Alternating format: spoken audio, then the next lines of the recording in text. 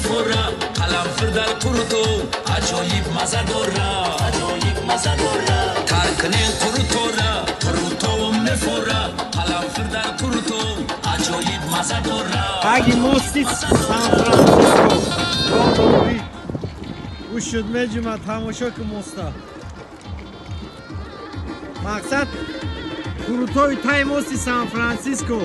بچه های ترک یکی نخورده باشین روغن زردی داره دوغش کن که بماره بریزش در قروتو جزل بزش برایا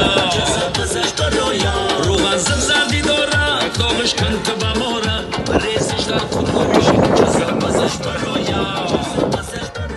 السلام علیکم амакаса сан франциско круто тай мост